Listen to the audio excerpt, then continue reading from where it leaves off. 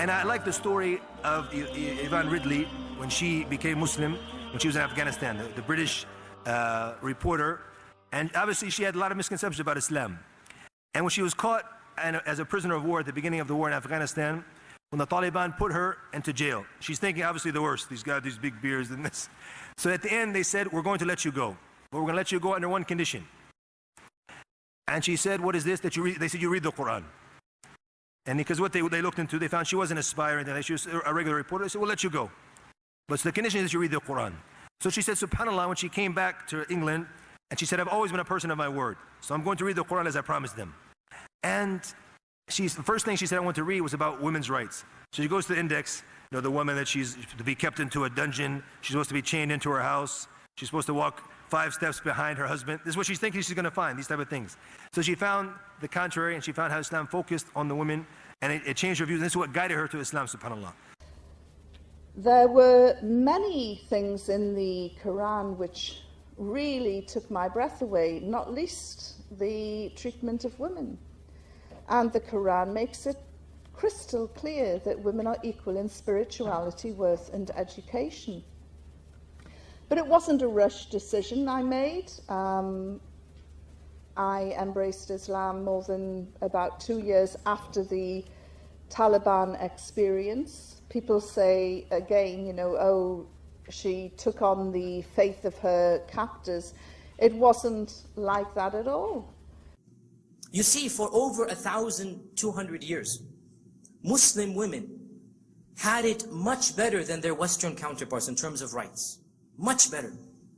In terms of marriage and divorce, in terms of money, in terms of transactions, in terms of freedom. A lot of things the Muslim women had it, which their Western counterparts did not have. And you all know, this is the stereotypical, you know, things that all of you know. You all know women over here were not, you know, the properties of their husbands completely. And, you know, in the past they were even inherited, like people inherited money. They didn't have the rights to control property. Even as recent as 18-something, 50 or something, women could not technically own land in certain European countries. Now obviously the Muslim Ummah from day one gave them this rights. So for 1,200 years, there was no room for the West to criticize Islam. Their women were behind what the Muslim women were. The Quran intended to eradicate many negative practices and attitudes towards women, and did so in explicit terms. Is the Sharia inhumane to women? Firstly, in Islam, men and women are viewed as fundamentally equal. In the Quran, Allah subhanahu wa ta'ala says, I do not waste the deed of any doer among you, be they male or female, the one of you is as the other.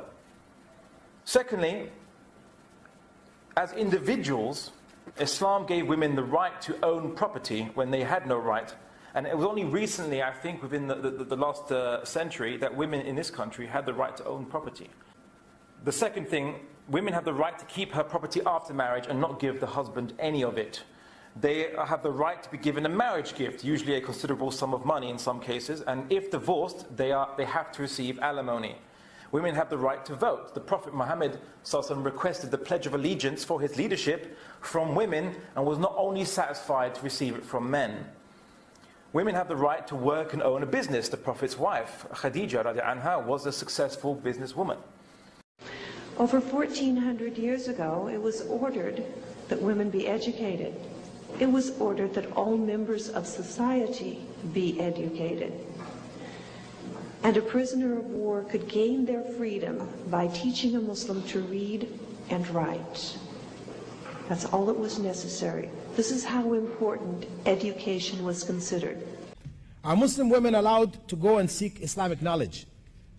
They're allowed to go and seek Islamic knowledge as well as academic knowledge.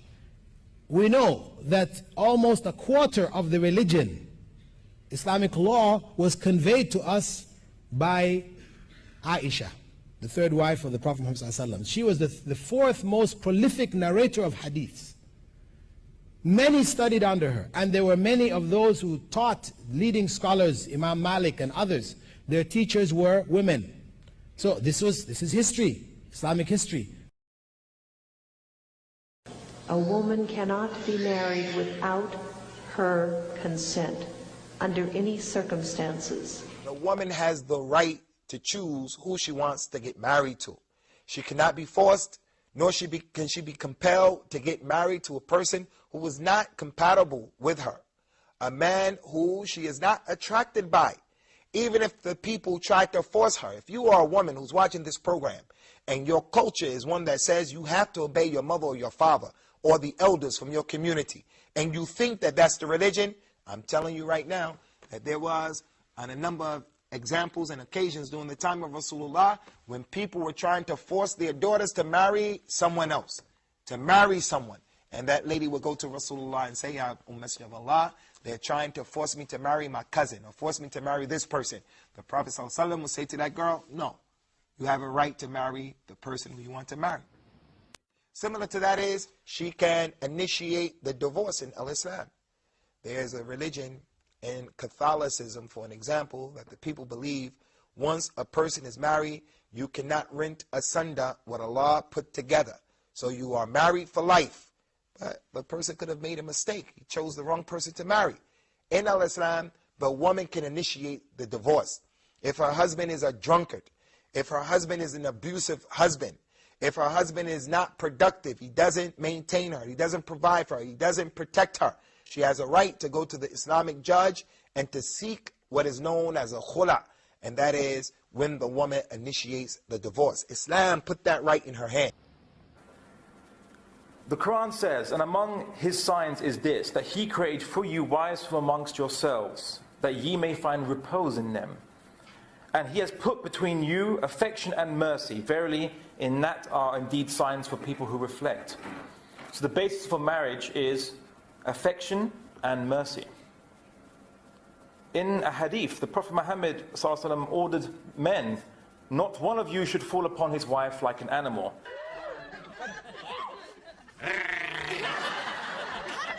But let there be first a messenger between you. And they asked, what is that messenger? And he replied, it is kisses and words. So don't just attack, so to speak, your wife sexually like an animal, but rather approach her with romance and gentleness. In fact, even the children of women in Islam are told to respect their mothers more than their fathers. A person came to the Prophet Muhammad ﷺ and asked, who amongst the people is most deserving of my fine treatment? He responded, your mother. And then he asked, and then who? And the Prophet said, your mother. Again, and then who? Your mother. And then who? Then your father. So women are held in very high esteem in Islam. And I think a confusion arises regarding the issue of equality, because in liberalism it's assumed that if you're equal, then the law should treat you absolutely the same. But liberalism doesn't even follow, it's not even consistent on that. Because if someone is handicapped or disabled, they have extra privileges to compensate for them being handicapped or disabled, which the law gives them, disabled people, which you don't get.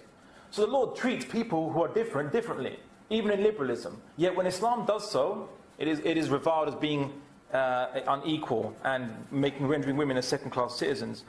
Islam is functionalist in basically, if you have different abilities, then you have different responsibilities. So if you can give birth to a child, then you have different responsibility to a man who can't give birth to a child and doesn't have to carry a child inside him for 9 months and bear the pains of birth and child rearing.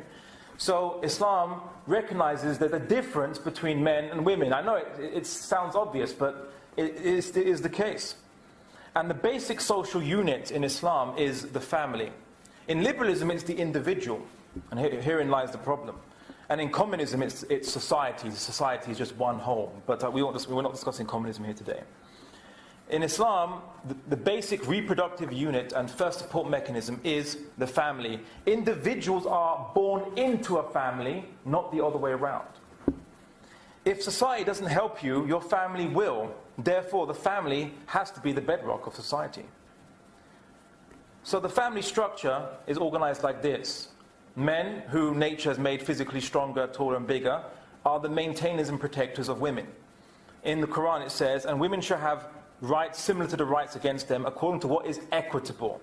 But men have a degree of responsibility over them, and Allah is exalted in power and wise. It's funny because in nature, What we see in nature is if different animals, if there's difference in the gender, for example, let's take ants, for example. Ants, the queen, obviously she is the basis of the entire nest. But you then have specialized worker ants and specialized soldier ants. And these ants have to do special tasks because the soldier ant has bigger claw mandibles, so he can obviously attack threats and dangers. And the workers, obviously, they work and they can't reproduce in most species of ants. So they all rely on the queen to be the basis of the nest. So is ant society unequal? Should we be campaigning for ant rights? No, this is how nature organizes creatures. And we are creatures, we are part of nature. So why can't we admit the functionalism in our own species? In Islam and in the natural world, functional specialization, as I said, does not mean inequality. It means that what is different amongst us be used to best help others. So, men are physically stronger, have high endurance for physical work, and can run 10% faster. Women are not able to achieve the same sporting records that men achieve in like-for-like activities. Men are specialized for competition, physical work, and fighting. For us, Islam seems to employ men solely to defend, maintain, perpetuate, and improve the living conditions of women. Brothers and sisters, dear guests, the male is not like the female. Science tells us, reason tells us, experience tells us, and Allah reminds us. Men and women are different. So it is the society that oppresses women is a society that takes women away from their nature. A society that tells women that being a mother, that being the housekeeper, that the one who is doing perhaps one of the most essential jobs in society is a degrading position. They talk about it. She's chained to the kitchen sink, like she's some slave, like it's some menial task. And rather the woman who is honored is what? The actress, the model, the super businesswoman. And the more clothes she takes off, the more honored she is. This is the woman they honor in this society. And anyone who stays at home, looking after the children, oh, look at that poor little thing. Look at her. Oh, yes, you know what I'm talking about. In fact, what we find is that Western society is the society that oppresses women. Because the nature of the woman is to be a mother. The nature of the woman is to be caring for children. The nature of the woman, her whole biology, her whole chemistry, her nervous system, her mental system is all constructed. Whether you believe in Allah or you believe in evolution, it's not something you can argue about. Either Allah has created women like that, or evolution over millions of years has made women like that. To be the ones that bear the children, that carry them, that give birth to them, that feed them, that care for them, that nurture them. And believe me, the one who is most capable of doing it is the woman. The man can have a go, and maybe he has to do that sometimes. But the reality is, as every single one of us who have got kids here, we know the reality. And believe me, they have sown the seeds of their own destruction. They have sown the seeds of their own destruction. And you see it. Because who is looking after the kids? Who gives the kids the love and the care and the attention that they need? Who is there to teach the kids the morality, right from wrong, manners? You know who it is? MTV, PlayStation, because mummy is out working along with daddy. And who else is looking after the children? Who is looking after them? Can anyone look after a child like the mother? No.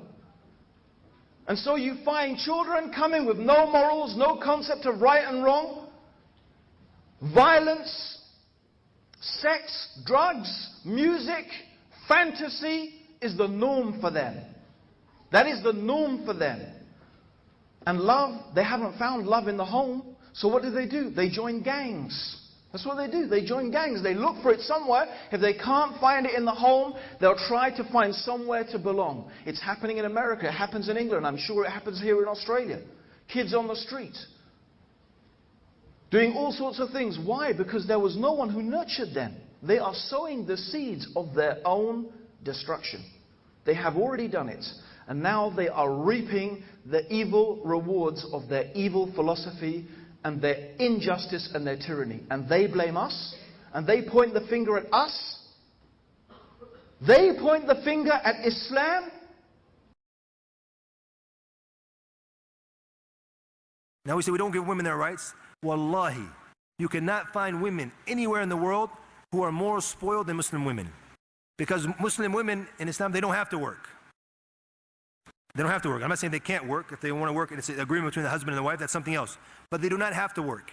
And if she works, the husband has no right to her money. No right whatsoever. Not even a percentage of it.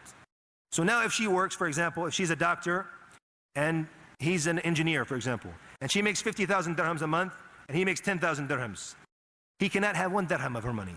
Not even the 25 fils, the smallest one here, he can't even have that. Unless she gives it to him. She gives it as something else. But he has no right to any of her money. On top of that, he has to pay the rent, pay the bills, get the food, all of that, and she has 50,000 in her bank account each month to do what she wants to do with it. So in essence, us guys, we are literally the worker and soldier ants, and our whole life actually orbits around the women of our families. And that's basically what the purpose of men is, just basically to provide for and take care and look after women. Some could say that Islam is unfair on men now. And maybe in my next talk I have to call for men's rights in Islam. In the West, the concept of equality is for women to resemble what a man considers to be successful, i.e. having a high-flying career.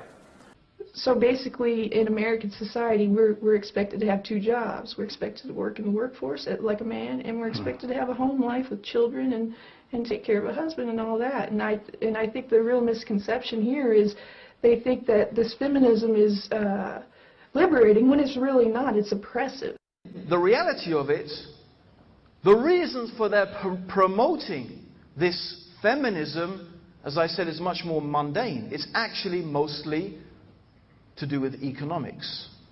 They theorize that if you have half the population of your country staying at home, not being employed, then what you have done is you have not utilized half the economic potential of your society.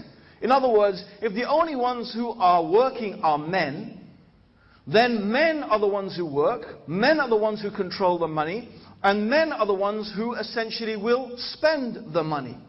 If we get the women working, that means we will have more disposable income, more people buying, more people spending, and our economy will increase. This is what they imagined.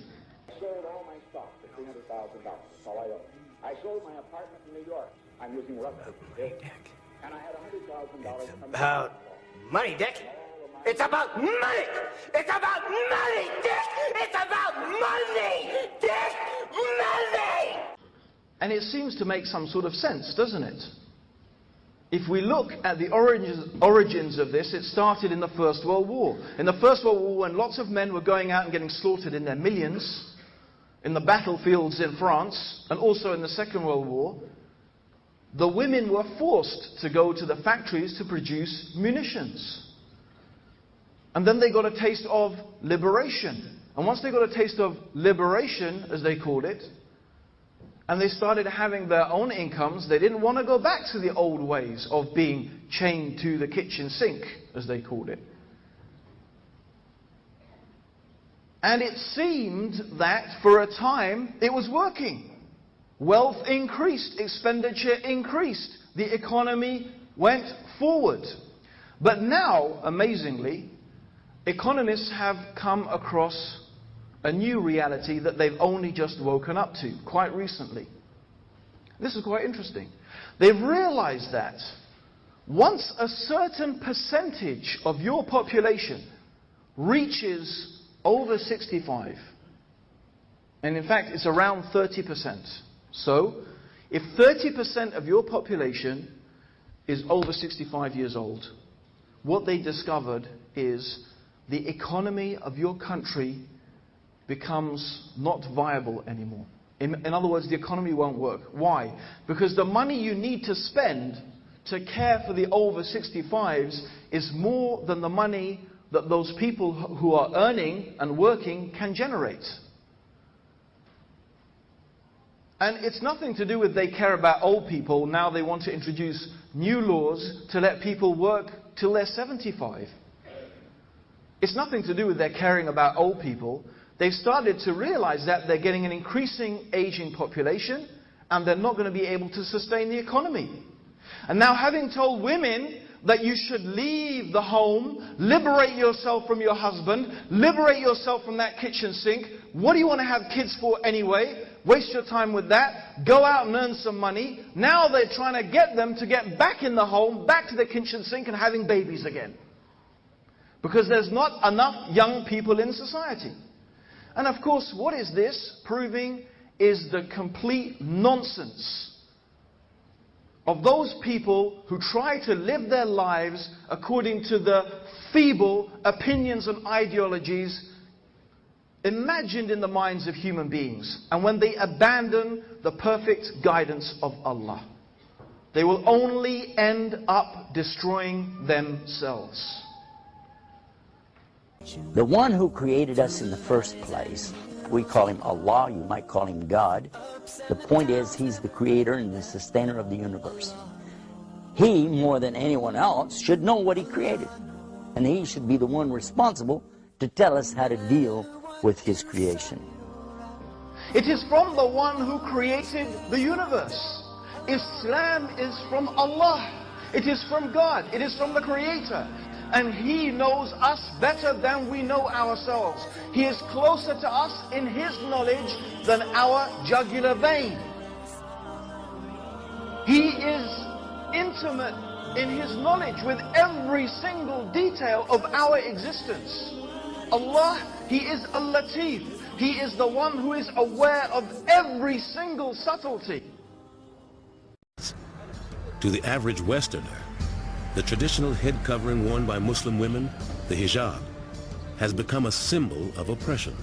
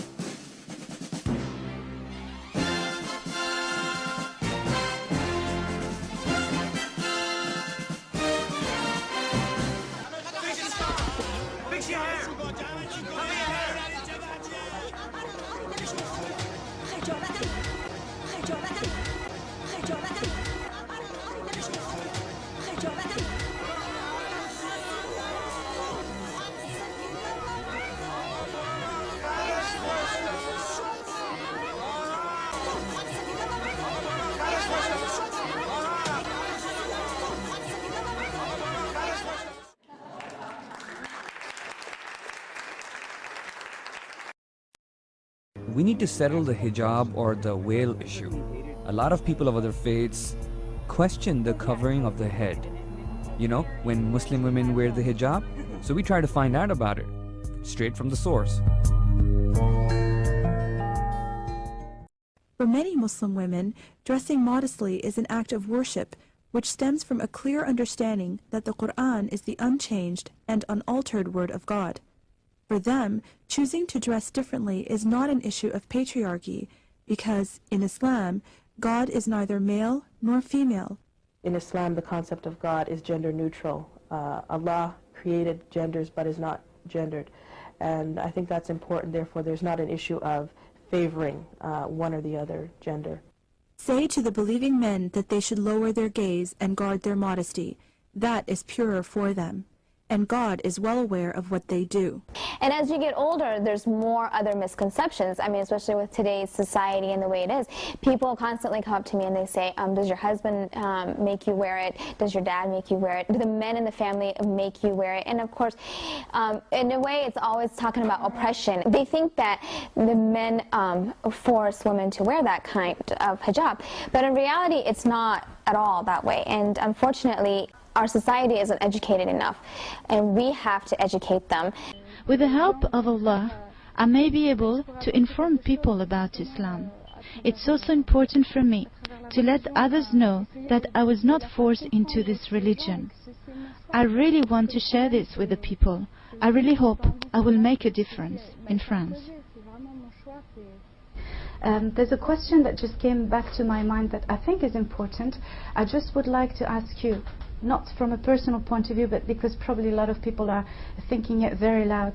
Did you embrace Islam and did you start wearing your headscarf to please your husband? Non, absolument pas. Justement, ce serait une grosse erreur. Absolutely not. And actually, it would be a major mistake.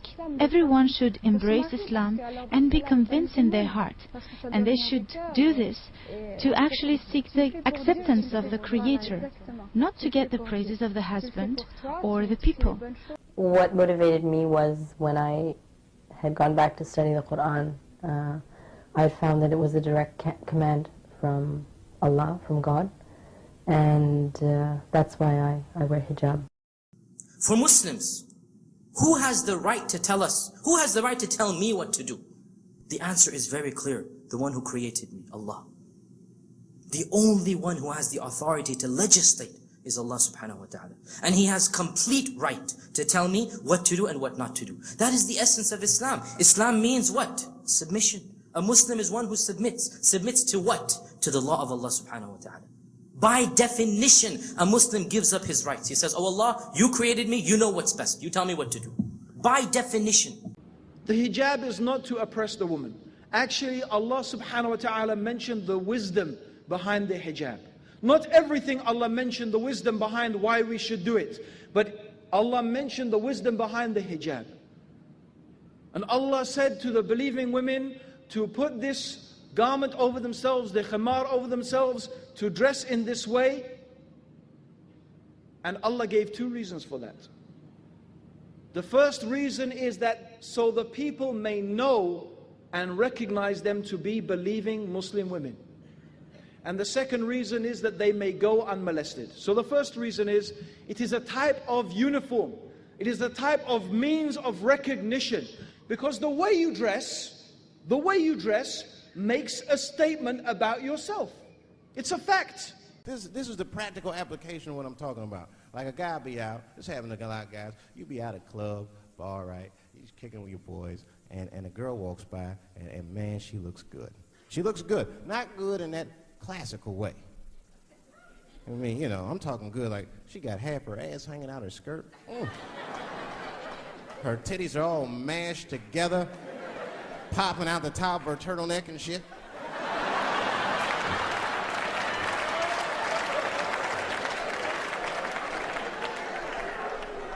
And you with your buddies, right? You with your buddies, you got a couple drinks in you, and you see a girl like this, you might try to talk to her. This might not come out right. I don't know what you say, but damn, look at them titties! The girl gets mad and says, oh, wait a minute. Just because I'm dressed this way does not make me a... Which is true. Gentlemen, that is true. Just because they dress a certain way doesn't mean they are a certain way. Don't ever forget it. But ladies, you must understand that that is confusing. Just is. Now that would be like me, Dave Chappelle the comedian, walking around the streets in a cop uniform. Somebody might run up on me. Oh, thank God. Officer, help us. Come on, they're over here. Help us. I'm like, oh, just because I'm dressed this way does not make me a police officer. You understand what I'm saying? The way you dress makes a statement about yourself. It's a fact. And you know what is a fact in courts all over the world, in America, in Britain, even I read about here in India. Many women who have gone to court and who have been raped, either the rapist had a very small sentence or no sentence at all. And due to what reason? Because the woman was dressed in a very provocative manner. She was dressed in a very, very provocative manner and behaving in a very provocative manner. And this is something actually that happens to the man. When the man sees a woman dressed in a certain way, behaving in a certain way, something happens to him. So if you dress in a certain way, in a very alluring way, then you're going to get a certain reaction from the man. It's called the birds and it's called the flowers and the bees. Yes? You have the flower, pretty flower, light, colorful petals, and the flower lets out a nice scent. So the bee is flying along, bzzz, and the bee picks up the scent of the flower. Ooh, it smells nice. And he sees the pretty colors of the flower, and so the bee goes to take the nectar from the flower. That's what happens, yes? It's nature. So when the woman's hair's all here and her lipstick and she's looking all beautiful and this and that, the man, like the busy bee, he says, right? And he can't help going towards the beautiful flower. He can't help that. It's the nature. But the problem is that, well, the problem is it causes lots of problems. You're gonna mess up my family. You're gonna do this. You're not even a real friend or up her family. Lots of problems, because that girl is someone's daughter or someone's wife or someone's aunt or even someone's mother. I want to be with her. What did you guys do? What did you guys do? And the evil consequences of this are so many. But the Quran gives to the Muslim women what we consider to be an ounce of prevention is worth what? What's the you know the what is it called? An ounce of prevention is worth what? A pound of cure. So what does Islam do? The woman takes responsibility. She takes social responsibility.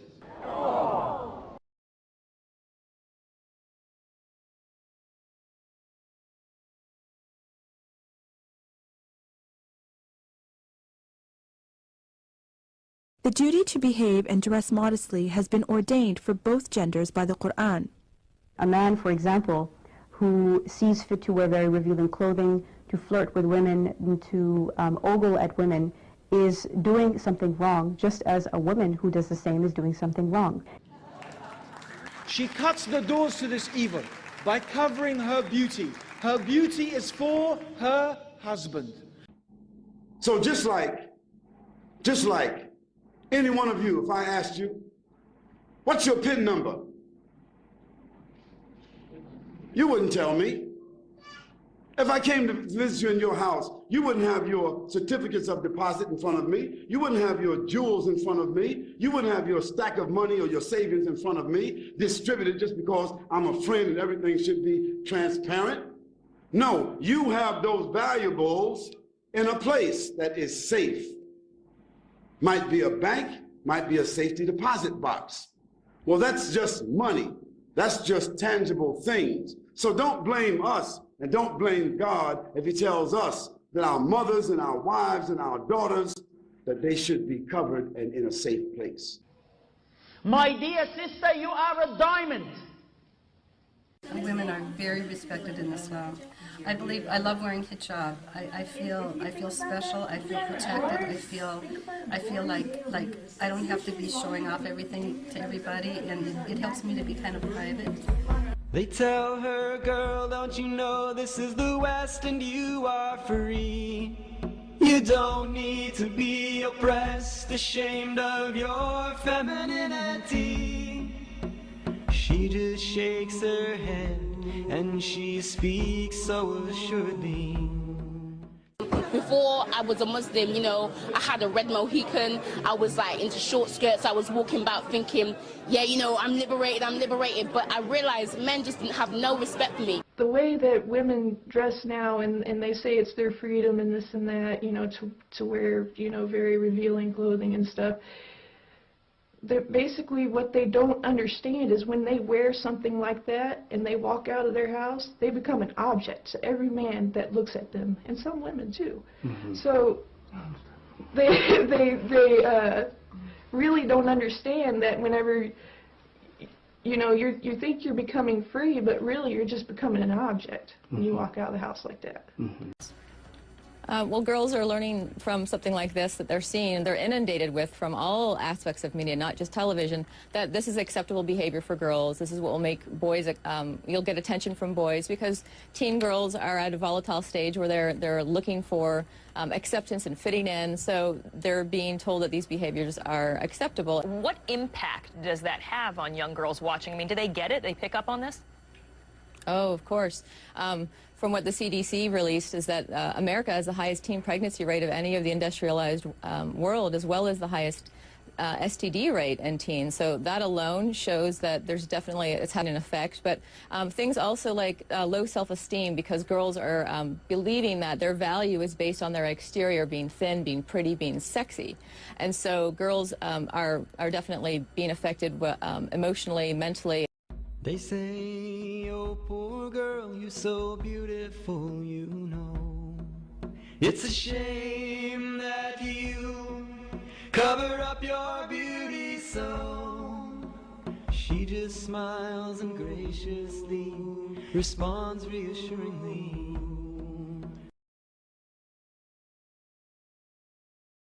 Raised to think that you need to look hot and you need to be hot, and that's how you're going to get on TV, and that's how you're going to be somebody, you know. They dress that way because it attracts the attention of men, which then gives them this feeling that they're being accepted more, or that maybe that guy for a moment, maybe he loves them or maybe he likes them, and they get that attention. I want them to desire you. So where is the moral, you know? Are we raising our daughters to think I'm a jewel and I need to cover myself up, and the man that I'm going to spend the rest of my life with deserves to see something that everybody else hasn't seen yet? You know, I mean, do they even have anything left to show their husband when they get married that they didn't show, you know, Johnny at Starbucks or every bozo at Walmart? God said for the Muslim ladies, draw your clothing across your bosoms and do not allow your natural ornaments to be shown except to those within your family circle. What are the natural ornaments of women, in case you don't know what they are?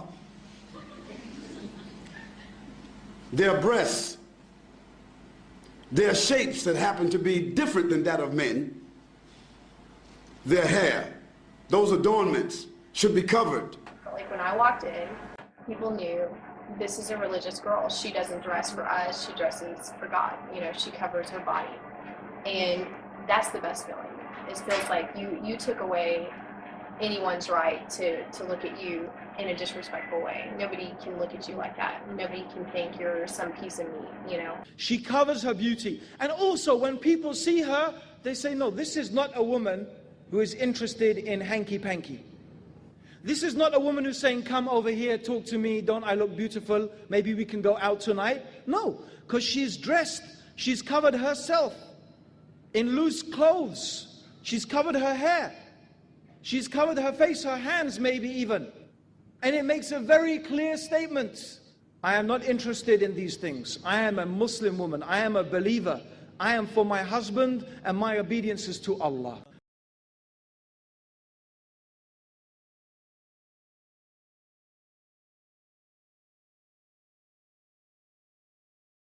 But the face can be open. There's nothing wrong with that. The face is not necessary. Do you believe that? I wasn't wearing it before, and now I am. There are people who do believe that the face is obligatory, but I think that it's their choice in the end. Basma, you were here 3 years ago too. You've asked us not to show any footage of you from that time because you've switched from wearing the hijab, the headscarf, to wearing what we can see now, which is the niqab. Tell us why you made that decision since we last spoke to you. I've been wearing it for around a year and a half now. And I guess I started to get into my religion more. And I wanted everything and anything that could strengthen me, that could pull me up, give me more confidence. And this was something that I wanted to do, that I could do. Essentially what Jack Straw was saying, and a lot of people are saying now, is, you know, how can I trust you? How can I get a feel for what you're saying if I can't see the entirety of your face? Well, let me ask you a question. How do you get a feel for what somebody's saying when you talk to them on the phone? And we use telephones like constantly nowadays. People use the internet. When I cover, I'm perfectly fine with myself. Like I'm not ashamed of myself. I have very high self-esteem, and I'm fine with the way I look.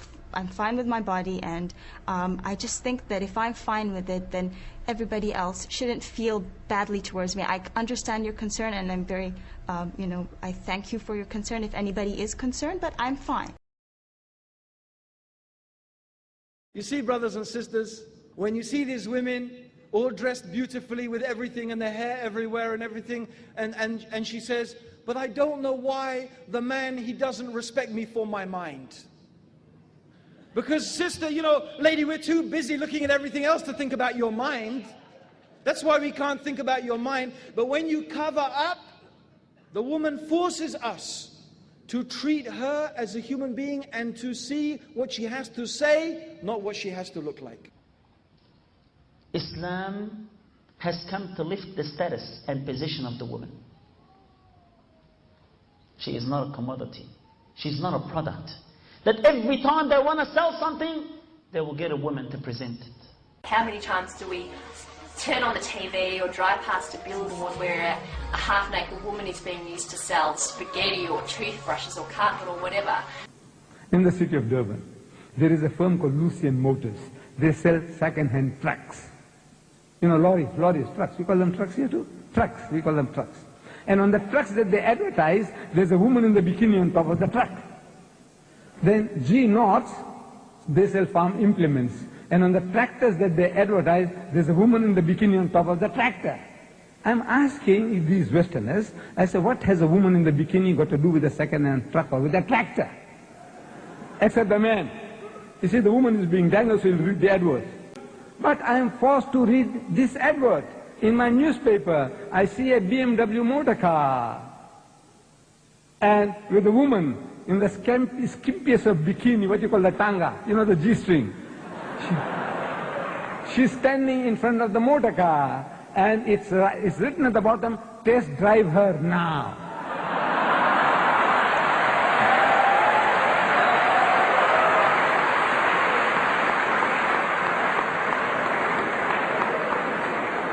I'm asking the woman of the car. The woman is buying the car. And the her is underlined. Test drive her now. I said, look, this is what you're leading yourself to. By wearing the hijab, these women are saying, I don't want to be a part of that, and I want to be taken more for my mind than the size of my chest or how long my legs are or what kind of hair I have or anything like that. So does this liberate the woman? Yes. This is true liberation. Especially in the scarf, people look at me and they believe that I'm trapped, I'm forced. You know, it's that around us, everyone sees, like people that are non-Muslim and don't understand, will see someone wearing a scarf and think, oh, the poor thing. I feel so sorry for her, you know.